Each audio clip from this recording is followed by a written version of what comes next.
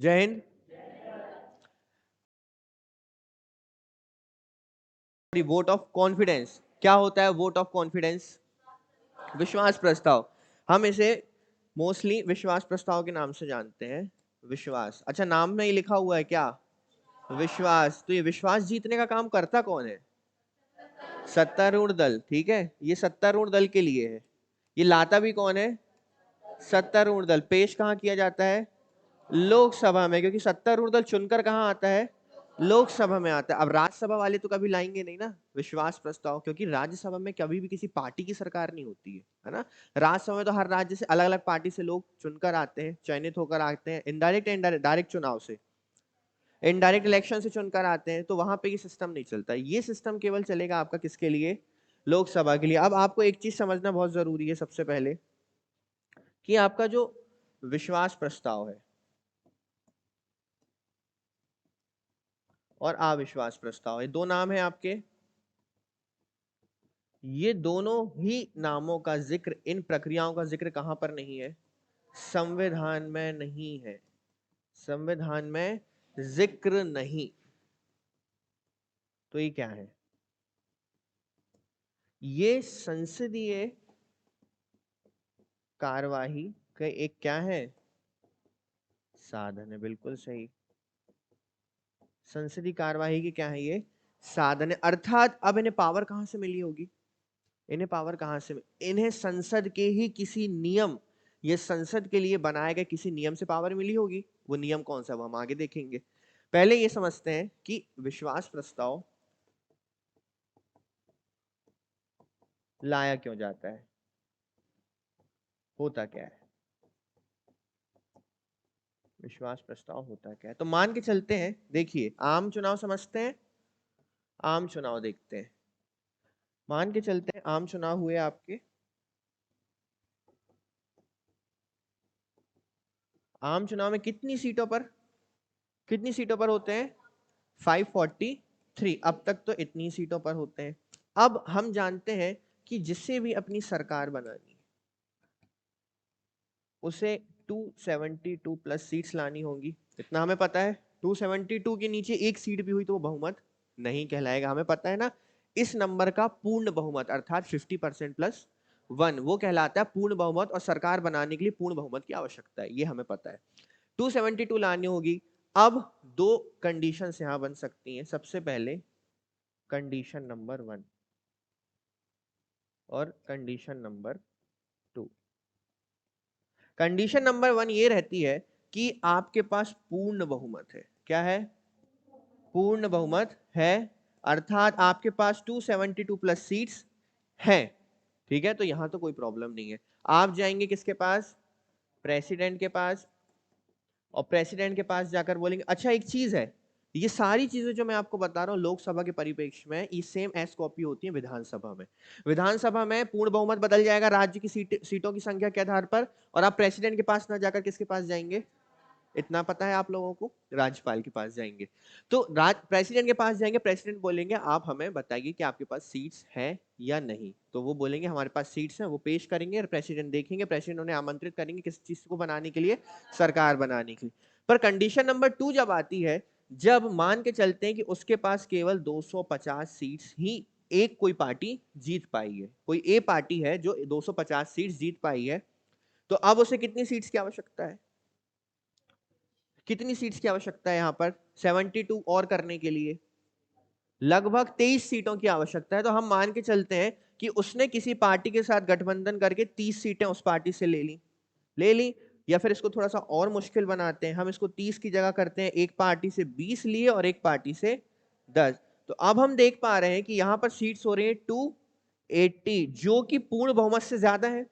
अर्थात इस पार्टी को, या अब बोलना चाहिए कि इस संगठन को या इस गठबंधन को टोटल 272 से ऊपर सीट्स प्राप्त हो चुकी हैं, अर्थात ये सरकार बना सकते हैं। ये ऐसा बोलेंगे किससे? प्रेसिडेंट से। प्रेसिडेंट से बोलेंगे कि हम सरकार बना सकते हैं। प्रेसिडेंट बोलेंगे ठीक है देखते हैं, बट आपको सदन में विश्वास प्रस्ताव को पेश करना पड़ेगा। कोई भी सत्तारूढ़ पार्टी जब आती है सदन में सरकार बनाने के लिए, तो उसे विश्वास प्रस्ताव पेश करना पड़ता है। विश्वास प्रस्ताव मतलब सदन को विश्वास दिलाने के लिए कि हाँ हम फुल पावर में हैं, हमारे पास पूर्ण बहुमत है, ऐसा नहीं है। अब होता क्या है, यहां पर तो ये हाँ हाँ कर रहे हैं सभी, हो सकता है सदन में वोटिंग के टाइम पलट जाए, होता है ऐसा, ये अटल बिहारी वाजपेयी जी के साथ भी हुआ था। अब होता क्या है कि ये लोग जब सरकार बनाने सदन में पहुंचेंगे, जब राष्ट्रपति बोलेंगे ठीक है हम आपके इस गठबंधन को एक्सेप्ट करते हैं और हम आपको सरकार बनाने के लिए आमंत्रित करते हैं, तो सदन में पहुंचने के बाद इन्हें पेश करना पड़ेगा क्या, विश्वास प्रस्ताव। विश्वास प्रस्ताव, इसकी कोई ऐसी बहुत खतरनाक सी प्रक्रिया नहीं है, सिंपल है, आपको विश्वास प्रस्ताव पेश करना पड़ेगा। विश्वास प्रस्ताव में साधारण वोटिंग होगी, साधारण बहुमत से, ठीक है। अर्थात आपको टोटल 272 प्लस वोट्स उसमें कंपलसरी लाने ही पड़ेंगे। अब आपके पास तो 280 मेंबर्स है ना, 280 है गठबंधन में, इसका मतलब है कि ये सब आपके विश्वास में हाँ पे हाँ मिलाने वाले हैं। इसका मतलब आपको वोट में तो 272 प्लस मिल ही जाएंगे। अगर इन्हें 272 प्लस विश्वास प्रस्ताव में मिल जाते हैं तो ये खुशखबरी है, आप अपनी सरकार बना सकते हैं। परंतु ये गठबंधन राष्ट्रपति के समक्ष पेश करने के बाद भी जब विश्वास प्रस्ताव लाया जाएगा और 272 प्लस सीट्स नहीं आ पाती हैं, तो ऐसी स्थिति में आप सदन में अपनी सरकार नहीं बना सकते। इसीलिए विश्वास प्रस्ताव बहुत ही ज्यादा इंपॉर्टेंट है। अब एक और चीज समझना, विश्वास प्रस्ताव केवल नई सरकार बनाते समय नहीं लाया जाता। विश्वास प्रस्ताव कभी भी सत्तारूढ़ दल ला सकती है जब विपक्ष ये आरोप लगाए कि अपना बहुमत खो चुके हैं, या जो सत्तारूढ़ दल है उसको अपनी पावर दिखानी हो कि आप क्या सोचते हैं हमारे पास पावर नहीं है, हम विश्वास प्रस्ताव लाते हैं, देखो कितनी पावर है। जो बार बार भाजपा लेकर आती है 300 प्लस वोटिंग लेकर आती है, या 272 मांगा है वो 300 प्लस चले जाती है, कई बार उससे भी ज्यादा चली जाती है, तो वो ये दिखाती है कि सदन में हम पूर्ण बहुमत के साथ बैठे, हमें जरूरत नहीं है किसी की, और आप हम पर आरोप नहीं लगा सकते कि हमारे पास बहुमत नहीं है। अच्छा, ये ऑप्शन है सत्तारूढ़ दल के पास, पर विपक्ष के पास भी कोई ऑप्शन होना चाहिए ना, कि जब उसे लगे कि हमें ऐसा लगता है कि आपके पास पूर्ण बहुमत नहीं है। क्यों, मान के चलो अभी तक सरकार सही चल रही थी, पर ये जो 20 मेंबर है, विपक्ष को पता चलता है कि 20 दल क्या है, नाराज चल रहे हैं, या फिर ये सरकार के साथ मिलकर काम करना अब नहीं चाहते, तो विपक्ष को ये चीज दिखती है, क्योंकि विपक्ष तो सदन में बैठा है ना। आज आपको क्लास में पता होता है ना कौन किसका बेस्ट फ्रेंड है, कौन किसको पसंद नहीं करता, पता होता है। हाँ, बोलो नहीं, नहीं पता होता, पता होता है ना। सेम है, यहाँ पे भी विपक्ष को पता है कि कितनी पावर में चल रही है अभी हमारी सत्तारूढ़ पार्टी। अब अगर ये 20 लोग नाराज है तो 250 प्लस 10 कितने हो गए, 60, अर्थात अभी बहुमत से क्या हो रहे हैं, बाहर। तो वो इस एक्सपेक्टेशंस के साथ कि ये 20 लोग क्रॉस वोटिंग करके विश्वास प्रस्ताव को कैंसिल कर दें, अर्थात अब विश्वास प्रस्ताव नहीं, अब आएगा अविश्वास प्रस्ताव। क्यों, विश्वास प्रस्ताव ला रहा था सत्तारूढ़ दल जो सत्ता में है, ये बताने के लिए कि हम कितने ज्यादा बहुमत में और अभी भी पावर में है। अविश्वास प्रस्ताव की रिक्वेस्ट की जाएगी अध्यक्ष से, ठीक है, उसकी प्रोसेस में आपको बताऊंगा। अविश्वास प्रस्ताव लाने की, मैं विपक्ष हूं, मैं लाऊंगा विश्वास प्रस्ताव, नो कॉन्फिडेंस मोशन, किसके लिए, सत्तारूढ़ दल के लिए। मुझे परमिशन चाहिए किसकी, अध्यक्ष। पेश कौन करेंगे सदन के समक्ष, अध्यक्ष पेश करेंगे, और अध्यक्ष पेश करेंगे, उसके बाद होगी उसमें वोटिंग, उसके बाद क्या होगी, वोटिंग। और वोटिंग होने के बाद यदि पूर्ण बहुमत है तो फिर तो सरकार की वाहवाही कि अविश्वास प्रस्ताव आने के बाद भी सरकार अपनी जीत पे बनी हुई है और उसके पास पूर्ण बहुमत है। परंतु यदि यहां पर यह सिस्टम चल गया कि 280 की जगह 260 ही वोट वहां डलते हैं, तो अविश्वास प्रस्ताव यदि पास हो गया तो अर्थात सरकार को उसी समय उस पद से इस्तीफा देना होगा। अर्थात आप लोकसभा में अपना विश्वास खो चुके हैं, और जब आप लोकसभा में अपना विश्वास खो चुके हैं अर्थात देश की जनता के समक्ष भी आप अपना विश्वास खो चुके हैं, तो अर्थात आप सरकार चलाने के अब लायक नहीं है। क्लियर है, उसके आगे क्या होगा वो हम देखते हैं। तो विश्वास प्रस्ताव समझ में आया। विश्वास प्रस्ताव में कुछ नहीं है, विश्वास प्रस्ताव केवल दिखाने का जरिया कि देखो हम पावर में, हम पूर्ण बहुमत में।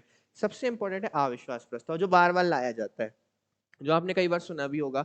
विश्वास प्रस्ताव सदन के नेता जो लोकसभा में प्रधानमंत्री और विधानसभा में मुख्यमंत्री होते हैं वे लेकर आते हैं। विश्वास प्रस्ताव लाने पर सदन के नेता को फ्लोर टेस्ट साबित करना होता है कि सरकार बनाने या सरकार में बने रहने के लिए उनके पास पूर्ण बहुमत है। आपको यह दिखाना पड़ेगा कि यदि आप केंद्र में हैं तो 272 सीट्स आपके पास प्लस है। अच्छा चलो, यही विश्वास प्रस्ताव यदि हमारे मध्य प्रदेश में पेश किया जाता तो हमें कितने वोट्स चाहिए होते विश्वास प्रस्ताव के लिए, 16, क्योंकि हमारे यहाँ सीट्स कितनी है 230, तो हमें विश्वास प्रस्ताव के लिए 115 प्लस सीटें चाहिए, तो 116 सीट्स है, मतलब आप विश्वास में बने हुए हैं सदन के अंदर। ये विश्वास प्रस्ताव निचले सदन यानी लोकसभा या विधानसभा में ही लाया जाता है, क्योंकि यहां सरकार प्रत्यक्ष रूप से चुनकर आती है जनता के द्वारा। ये विश्वास प्रस्ताव राज्यसभा में नहीं आता, ये विश्वास प्रस्ताव विधान परिषद में नहीं आता। उच्च सदन यानी राज्यसभा और विधान परिषद में चुनाव अप्रत्यक्ष होते हैं। इन सदनों में सदस्यों की संख्या में सरकार पर कोई प्रभाव नहीं पड़ता। विश्वास प्रस्ताव की जरूरत दो तरह की स्थितियों में होती है।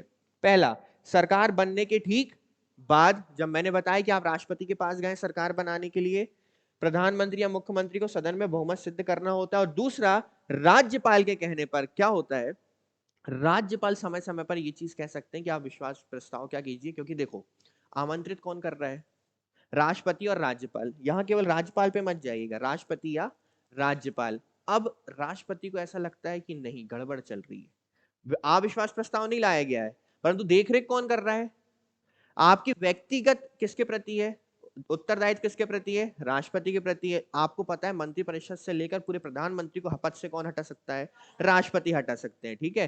तो राष्ट्रपति देखते रहते हैं कि बहुमत है या नहीं, परंतु राष्ट्रपति को यदि लगता है तो वो बोलेंगे कि आप विश्वास प्रस्ताव क्या कीजिए, सदन में एक बार पेश कीजिए। यह अविश्वास नहीं कहलाएगा, विश्वास प्रस्ताव ही कहलाएगा, कॉन्फिडेंस मोशन ही कहलाएगा।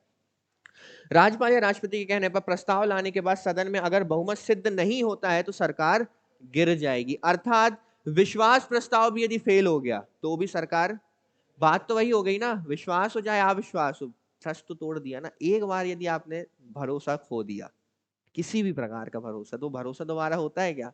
आजकल तो छोटी छोटी बातों में दिल टूट जा रहे हैं, हो रहे हैं। यहाँ तो लोकसभा की बात हो रही है, जो हमारे देश के 140 करोड़ दिलों को संभाल के रखा हुआ है, तो यहाँ पे विश्वास कैसे चलेगा? क्लियर है? इसलिए विश्वास हमेशा बना के रखना पूर्ण बहुमत के साथ। समझ में आ रहा है? कभी मेरा बहुमत मत खो देना बेटा। और बहुमत जीतने का मतलब है कि सरकार को कोई खतरा नहीं है, ठीक है। तो हमने देखा दो प्रकार से विश्वास प्रस्ताव आ सकता है, यानी कॉन्फिडेंस मोशन, पहला सरकार बनने के तुरंत बाद, और दूसरा जब भी राज्यपाल या राष्ट्रपति चाहें कि विश्वास प्रस्ताव पेश करो। और दोनों ही स्थिति में अगर विश्वास प्रस्ताव सिद्ध नहीं हुआ या उसे वोट नहीं मिले तो आपको पद से क्या करना पड़ेगा, इस्तीफा देना होगा, अर्थात आप अपनी सरकार बनाकर नहीं रख सकते। अब आते हैं असली कहानी की ओर, vote of no confidence motion. What is no confidence motion? देखो वही बात करते हैं फिर से कि ये इसका संविधान में जिक्र नहीं है, संविधान में जिक्र नहीं, लाएगा कौन, विपक्ष द्वारा लाया जाता है। क्योंकि अविश्वास किसको होगा, विपक्ष को होगा। सरकार का भी खुद खुद ही बोलेगी कि हमें अपने ऊपर अविश्वास है, बोलेगी क्या, नहीं बोल सकती, तो विपक्ष द्वारा लाया जाता है।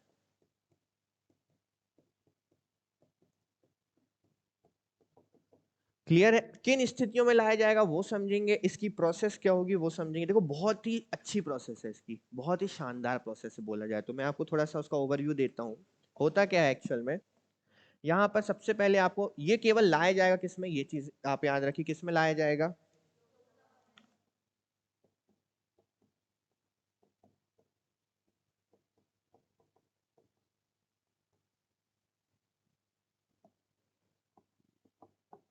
ये आएगा केवल लोकसभा में। अब लोकसभा में इसे लाने के लिए कम से कम कितने सदस्य, 50 सदस्यों का समर्थन चाहिए। अब ये चीज आपको पता होनी चाहिए कि अविश्वास प्रस्ताव, देखो वहां कोई सिस्टम था ही नहीं सदस्यों वाला, क्योंकि वो तो सत्तारूढ़ दल लेकर आ रहा था। यहां पर आपको समर्थन चाहिए कितने लोगों का, 50 लोगों का मिनिमम समर्थन चाहिए, तभी आप अविश्वास प्रस्ताव ला सकते हैं। तो यहां पर आपको मिला 50 लोगों का समर्थन। ये समर्थन संबंधित जो आपका प्रस्ताव है ये जाएगा आपके लोकसभा स्पीकर के पास, जिन्हें हम बोलते हैं लोकसभा अध्यक्ष, लोकसभा अध्यक्ष के पास। तो ये चला गया लोकसभा अध्यक्ष के पास। कितने लोगों ने समर्थन किया, कौन सा प्रस्ताव लाया गया है, अच्छा लाया किसने है, विपक्ष द्वारा। ये चीज आप ध्यान रखिए, सबसे बड़ा अंतर ये, विपक्ष द्वारा लोकसभा में लाया गया, 50 सदस्यों ने क्या किया, समर्थन किया। फिर जो प्रस्ताव था उस समर्थन वालों किसके पास गया, लोकसभा अध्यक्ष अब लेंगे लीव ऑफ द हाउस। इस नाम से फ्रेंडली हो चुके हैं अब आप सभी। लीव ऑफ द हाउस का मतलब होता है सदन की स्वीकृति। क्या यहां पर अब वोटिंग शुरू हो जाएगी? क्या यहां पर अब वोटिंग शुरू हो जाएगी? हाँ, तो क्या होगा इसके बाद? कितना अच्छा तुक्का लगाते हैं आप, हाँ या नहीं? नहीं, 3 चरण वाला कोई सिस्टम यहाँ पर नहीं है। अब देखो यहाँ पर एक इंटरेस्टिंग चीज होती है जो किसी भी विधेयक में आपको देखने नहीं मिलेगी। यहाँ पर एक बहुत अच्छी चीज होती है, कुछ अलग होता है। अलग ये होता है कि सदन की स्वीकृति अर्थात जब ये लीव ऑफ द हाउस लेंगे तो अध्यक्ष महोदय पूछेंगे कि कौन कौन इस प्रस्ताव के पक्ष में है। ये जो 50 लोग हैं ना, इन्होंने लिख के दे दिया, इससे काम नहीं चलेगा। अब आपसे अध्यक्ष पूछेंगे इस चीज को। तो 50 लोगों को या 50 सदस्यों को खड़े होकर अपने स्थान पर इसका समर्थन करना पड़ेगा। अर्थात अध्यक्ष जी मैं खड़े होते हैं, हाथ उठाते हैं, मैं अध्यक्ष जी मैं, टोटल कर लीजिए कितने? 50 लोग। तो अध्यक्ष जी गिनेंगे 1 2 3 4 5 6, और कितने चाहिए? 50 चाहिए। जब ये 50 लोग अपनी जगह पे खड़े हो जाएंगे तो इन्हें घर भगा दिया जाएगा। जब ये 50 लोग अपने स्थान पर खड़े हो जाएंगे, इसका अर्थात समर्थन प्राप्त है और अब इस प्रोसेस को आगे बढ़ाया जाएगा। अब इस पर क्या की जाएगी? फिर वोटिंग। अब वोटिंग तुरंत नहीं होती है, 10 दिनों तक भी चर्चा, 1 दिन से लेकर 10 दिन तक क्या चल सकती है? चर्चा चल सकती है। और 10 दिनों की चर्चा के बाद आपको उस पर क्या करना है? वोटिंग करनी है। उसके बाद तो आपको पता है क्या होता है। अब इसको थोड़ा डिटेल में देखते हैं। जब लोकसभा में किसी विपक्षी पार्टी को लगता है कि सरकार के पास बहुमत नहीं है, गुप्त सूत्रों से पता चला है कि 20-30 लोग नाराज चल रहे हैं या ये वोट नहीं करेंगे, सरकार अपना बहुमत खो चुकी है, लड़ाइयां चल रही हैं अंदर, तो सरकार विश्वास खो चुकी है, तो अविश्वास प्रस्ताव लाते हैं। इसे क्या बोला जाता है? No confidence motion. भारतीय संविधान के आर्टिकल 75 में कहा गया है कि केंद्रीय मंत्रिपरिषद किसके प्रति जवाबदेह है? और लोकसभा के प्रति जवाबदेह। तो आपको विश्वास कहां पर प्राप्त होना चाहिए? लोकसभा में। अर्थात इस सदन में बहुमत हासिल होने पर मंत्रिपरिषद बनी रह सकती है। इसके खिलाफ अविश्वास प्रस्ताव पारित होने पर प्रधानमंत्री सहित पूरी की पूरी मंत्रिपरिषद को क्या देना होता है? इस्तीफा देना पड़ेगा। लोकसभा में मंत्रिपरिषद के खिलाफ अविश्वास प्रस्ताव एक उपकरण है, टूल है एक्चुअल में। यदि सदन के 51% सदस्य अविश्वास प्रस्ताव के पक्ष में मतदान करते हैं तो यह पारित हो जाता है, और सरकार ने अपना बहुमत खो दिया तो उसे अपने पद से इस्तीफा देना होगा। अब ये चीज तो हमें पता है, सरकार को या तो विश्वास मत लाकर सदन में अपना बहुमत साबित करना होगा विश्वास दिखाकर, या विपक्ष अविश्वास प्रस्ताव लाकर सरकार के बहुमत साबित करने के लिए कह सकता है। देखो क्या है, सदन में बातचीत चल रही है कि बहुमत खो चुकी है सरकार। अब 2 ऑप्शन है, या तो विपक्ष क्या ले आए? अविश्वास प्रस्ताव, या विपक्ष के अविश्वास प्रस्ताव लाने से पहले ही सत्तारूढ़ दल क्या पेश कर दे कि आप इतनी प्रोसेस करो, उससे पहले ही हम दिखा देते हैं कि हम पूर्णतः बहुमत में बैठे हुए हैं सदन में। सरकार को या तो विश्वास मत लाकर लोकसभा में प्रक्रिया तथा कार्य संचालन नियमावली, यहां से पावर मिलती है इस अविश्वास प्रस्ताव को, जो कि आपके संविधान में नहीं लिखा है। नियमावली का नियम नंबर 198(1) से लेकर 198(5) तक, 1 से लेकर 5 तक आपको पॉइंट लिखे मिले, मैंने एज अ पॉइंट वाइज ही यहां पर लाया है, तक मंत्रिपरिषद में विश्वास प्रस्ताव प्रस्तुत करने की प्रक्रिया दी गई है। तो इसकी प्रक्रिया किसमें है? लोकसभा के प्रक्रिया तथा कार्य संचालन नियमावली के नियम नंबर 198(1) से लेकर 198(5) तक। अब हम ये देखते हैं कि जो 1 से लेकर 5 तक, ये 5 पॉइंट आखिर कहते क्या है। ठीक है, अब ये 5 पॉइंट पढ़ते हैं। सबसे पहले, अच्छा ऐतिहासिक पृष्ठभूमि देख लो पहले। सबसे पहला अविश्वास प्रस्ताव लाया गया था हमारे प्रधानमंत्री जवाहरलाल नेहरू। पहली 1952 में आपके इलेक्शंस हुए थे, पहली लोकसभा का गठन, और ये प्रस्ताव लाया गया था अगस्त 1963 में। किसने लेकर आया था? जेबी कृपलानी। सबसे ज्यादा अविश्वास प्रस्ताव लाया गया किसके खिलाफ? कितनी बार? 15 बार। मोरारजी देसाई की सरकार थी जो अविश्वास प्रस्ताव के कारण सबसे पहले हारने वाली सरकार बनी, यानी ये अपना अविश्वास प्रस्ताव हार गए, जिसकी वजह से अपने पद से क्या देना पड़ा? इस्तीफा देना पड़ा।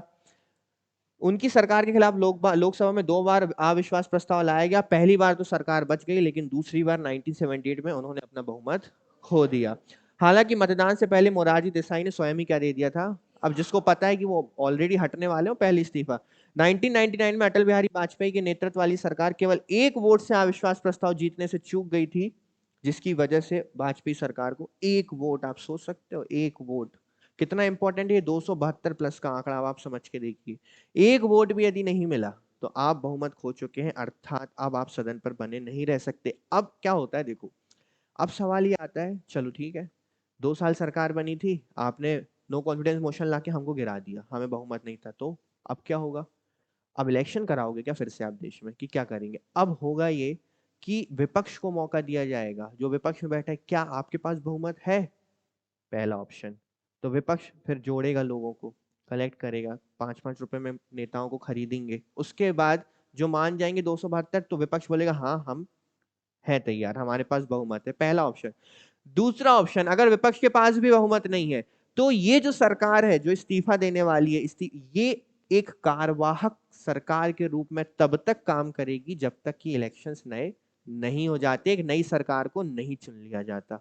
पद खाली नहीं हो जाएंगे कि पीएम ऑफिस ही खाली हो गया, पूरे मंत्री परिषद, पूरी मंत्रिमंडल के ऑफिस खाली हो गया, कोई वित्त मंत्री नहीं देश में, कोई रक्षा मंत्री नहीं देश में, ऐसा नहीं होता।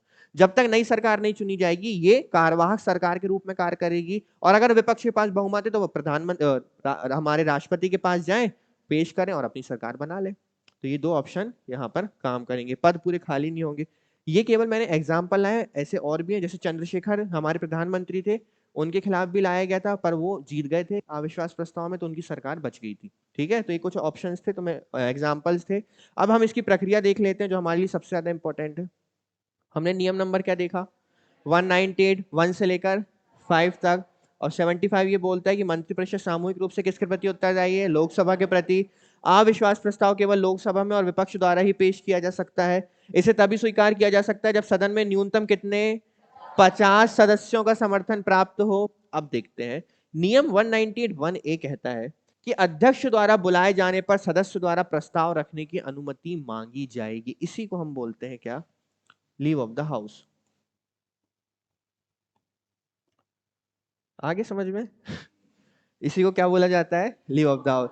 नियम 198(1)(b) के अनुसार ऐसी अनुमति मांगने वाले सदस्य को उस दिन अविश्वास प्रस्ताव जो सदस्य लाने चाहते हैं, उस दिन सुबह 10 बजे से पहले लोकसभा के महासचिव को प्रस्ताव लिखित सूचित करना होगा।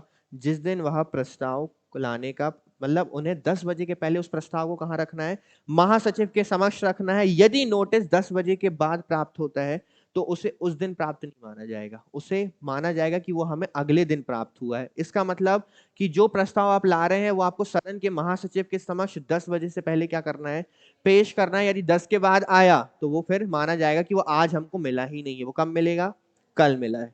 इसे सदन की बैठक के अगले दिन प्राप्त हुआ माना जाएगा। नियम कानून होते हैं, मानना पड़ता है। आप जैसे नहीं कि 15-20 मिनट क्लास में लेट आते हो और मैं वेट करता रहता हूँ आप लोगों का। ठीक है, नियम 198(2) में कहा गया है कि यदि अध्यक्ष की राय है कि प्रस्ताव सही है, यदि अध्यक्ष की राय है कि प्रस्ताव सही है तो वह सदन में प्रस्ताव को पढ़कर सुनाएगा। अध्यक्ष प्रस्ताव को कहां सुनाएंगे? सदन में। और उन सदस्यों से अपने स्थान पर खड़े होने का अनुरोध करेगा जो इसके पक्ष में हैं, और कम से कम कितने लोग खड़े होने चाहिए? 50 मेंबर्स खड़े होने चाहिए। यदि कम से कम 50 सदस्य प्रस्ताव का समर्थन करते हैं तो अध्यक्ष घोषणा करता है कि हमने इसकी अनुमति अब दे दी है। अब क्या होगा? लोकसभा स्पीकर अविश्वास प्रस्ताव को मंजूरी दे देते हैं तो प्रस्ताव पेश करने के लिए 10 दिनों के अंदर इस पर क्या होती है? अब जब प्रस्ताव पेश कर दिया गया है लोकसभा में तो इसके लिए जो चर्चाएं होंगी, अब क्या होता है?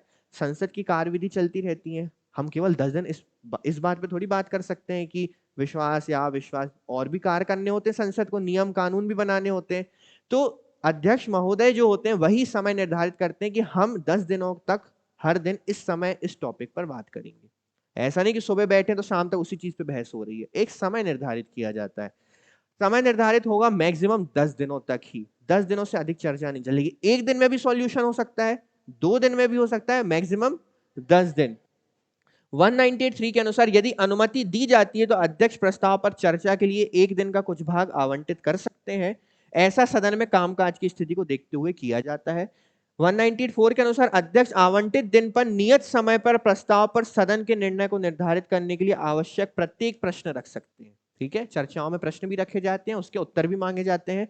195 के अनुसार अध्यक्ष भाषणों के लिए समय सीमा भी निर्धारित करते हैं यदि सदन में प्रस्ताव पारित हो जाता है। अब जब चर्चाएं समाप्त हो चुकी हैं तो अब उस पर क्या होगी, वोटिंग होगी। और वोटिंग में दो चीजें होती हैं, या तो विश्वास बना रहेगा या अविश्वास प्रस्ताव पास हो जाएगा। यदि विश्वास बना रहा तो कोई बात नहीं, इसमें देखी जाती है कि हाँ सरकार पावर में है, सरकार पूर्ण बहुमत में है।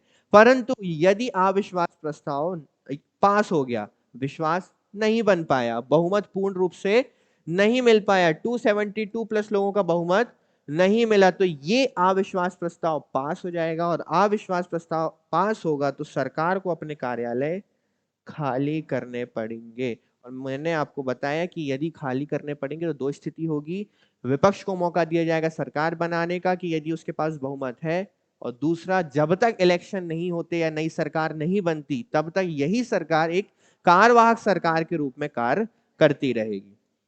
अंतर देख लेते हैं, वैसे तो अंतर आपको समझ में आ गए, फिर भी देख लेते हैं।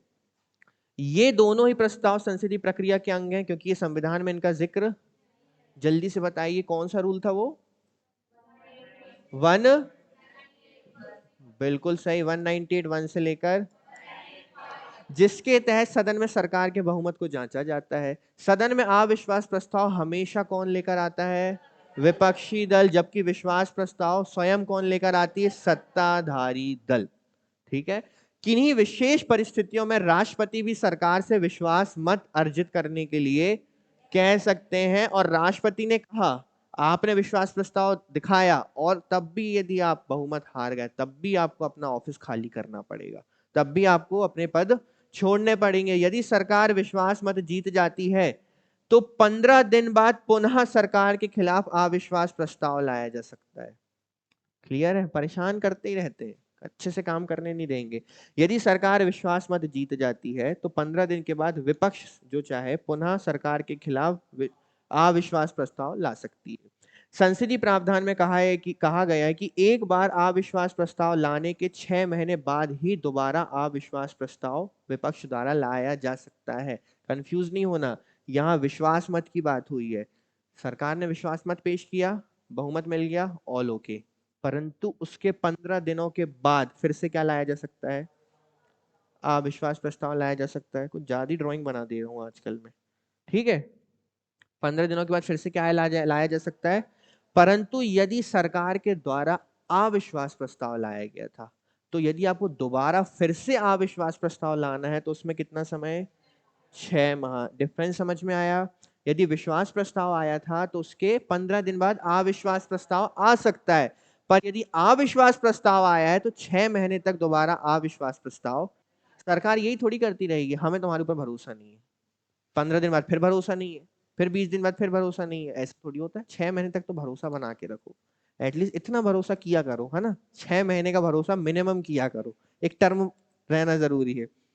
यदि सरकार सदन में विश्वास प्रस्ताव के दौरान सामान्य बहुमत साबित नहीं कर पाती है तो ऐसे में सरकार को या तो इस्तीफा देना होता है या लोकसभा भंग करके आम चुनाव की सिफारिश राष्ट्रपति से करनी होती है। ऐसा तब होगा जब किसी भी पार्टी के पास कोई भी प्रकार का बहुमत ना हो। इसके बाद यह राष्ट्रपति पर निर्भर करता है कि वह नई सरकार को आमंत्रित करे अथवा ऐसा संभव ना होने पर वर्तमान सरकार को चुनाव संपन्न होने तक नई सरकार के बनने तक कार्यवाहक सरकार के रूप में कार्य करने के लिए कहा जाता है। ये था कॉन्फिडेंस मोशन और नो कॉन्फिडेंस मोशन। क्लियर है, बहुत मुश्किल नहीं था, बट इसकी प्रक्रिया आपको पता होनी चाहिए कि अध्यक्ष महोदय खड़े करते हैं इसमें उन लोगों को जो इसका समर्थन करना चाहते हैं और शक्लें देखते हैं किस किस को विश्वास नहीं है ना। और उसके बाद जब अविश्वास प्रस्ताव फेल हो जाता है तो फिर खड़े करके हंसते हैं उनके ऊपर। ऐसा कुछ होता नहीं है, पर एक तरीके से अविश्वास प्रस्ताव हारना इंसल्टिंग ही है क्योंकि आप ला रहे हो इस आशा के साथ कि इन्हें बहुमत नहीं मिलेगा, और आप जब हार जाते हो तो चुपचाप आप फिर बैठे रहो अपनी चेयर पे 6 महीने तक, शांत रहो, गुस्सा होकर, नाराज होकर, क्या और क्या होकर, मुंह फुलाकर, कुछ नहीं कर सकते। क्लियर है, तो ये था अविश्वास प्रस्ताव और विश्वास प्रस्ताव। अब कुछ चीजें हैं जो हम आगे पढ़ेंगे, जैसे हमें बजट पढ़ना है, हमें पढ़ना है आपकी निधियां देश की, और मांगे जो जैसे लेखानुदान मांगे जो होती हैं आपकी, है ना, अनुपूरक मांगे जो होती हैं, ऐसी कुछ निधियां होती हैं, संचित निधि, आकस्मिक निधि। तो ये चीजें मैं आपको डिटेल में पढ़ाऊंगा अच्छे से। आपने पढ़ी नहीं होंगी, कुछ लोगों ने पढ़ी होंगी, उनको और बेहतर ढंग से समझाने का प्रयास करेंगे। तो ये समझ में आया विश्वास और अविश्वास, इसमें कोई समस्या? तो पूर्ण विश्वास बना हुआ है आपका। चलिए, जय हिंद।